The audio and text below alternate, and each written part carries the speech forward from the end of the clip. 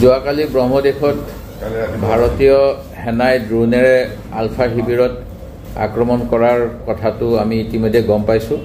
আৰু ইয়াৰ ফলত কেইবাজনো অসমীয়া আলফা স্বাধীন সৈন্যৰ মৃত্যু হোৱা বুলিও আমি খবৰ পাইছোঁ। অসমীয়া ব্যক্তিৰ এনে মৃত্যুত নিশ্চিতভাৱে আমি শোক প্ৰকাশ কৰিছোঁ আৰু ভাৰত চৰকাৰৰ প্ৰতি আমাৰ অপেক্ষা আছিল যেন তেখেতসকলে আক্ৰমণ বা এনেকুৱা দমনমূলক নীতিৰ পৰিৱৰ্তে কেনেদৰে এই সমস্যাটো সমাধান কৰিব পাৰে তাৰ বাবে পদক্ষেপ লোৱা হ'লে আমি সুখী হ'লো হয়। ইতিপূৰ্বে ডক্টৰ মনমোহন সিঙৰ সময়ত আলফাৰ লগত আলোচনাৰ মাধ্যমেৰে সমস্যাটো সমাধান কৰিবলৈ কংগ্ৰেছ চৰকাৰে যত্ন কৰিছিল আৰু অপাৰেশ্যন অল ক্লিয়াৰ আমি জানো কাৰ সময়ত হৈছিল ভূটানত। তাৰ পৰৱৰ্তী সময়ত বৰ্তমানৰ শাসক পক্ষৰ পৰা কোৱা হৈছিল যে আলফাৰ লগত আলোচনা কৰা হ'ব আৰু শান্তিপূৰ্ণভাৱে সমস্যাটো সমাধান কৰিবলৈ যত্ন কৰা হ'ব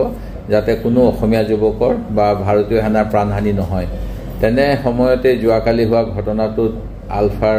কেইবাজনো সৈনিকৰ মৃত্যু হ'ল আৰু ইয়াৰ ফলত যে আলফাই কিবা প্ৰত্যাক্ৰমণ কৰিব পাৰে এই কথাটো আমাৰ মনত সন্দেহ হৈছে আৰু সেয়েহে ভাৰত চৰকাৰৰ প্ৰতি অসম চৰকাৰৰ প্ৰতি অনুৰোধ জনাব বিচাৰোঁ যেন আলফাৰ সমস্যাটোৰ শান্তিপূৰ্ণভাৱে আলোচনাৰ মাধ্যমেৰে সমাধান কৰিবলৈ পূৰ্বতে তেখেতসকলে ঘোষণা কৰাৰ দৰেই কাম কাজখিনি কৰিবলৈ যত্ন কৰে আৰু এনেধৰণৰ আক্ৰমণৰ ফলত আমাৰ সকলোৰে যাতে নিৰাপত্তাৰ কোনো প্ৰকাৰে বিঘ্নিত নহয় তাৰ বাবে চৰকাৰে উপযুক্ত পদক্ষেপ গ্ৰহণ কৰক এয়া অনুৰোধ আৰু মৃত অসমীয়া যুৱকসকলৰ প্ৰতি আলফা স্বাধীনৰ সৈনিকসকলৰ প্ৰতি আৰু তেখেতসকলৰ পৰিয়ালৰ প্ৰতি আমাৰ সমবেদনা জনালোঁ। এইখিনিতে মই কেন্দ্ৰীয় চৰকাৰ আৰু ৰাজ্য চৰকাৰক এটা কথা সোঁৱৰাই দিব বিচাৰিছোঁ যে 2023 চনত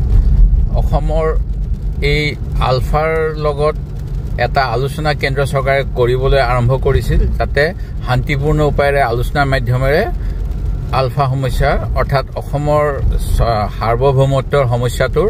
আলোচনাৰ মাধ্যমেৰে সমাধান কৰিব পাৰি। তাৰ পিছত এনেধৰণৰ পদক্ষেপ 2025 চনৰ 13 জুলাইত লোৱাটো অতি দুৰ্ভাগ্যজনক বুলি মই অভিহিত কৰিব বিচাৰোঁ।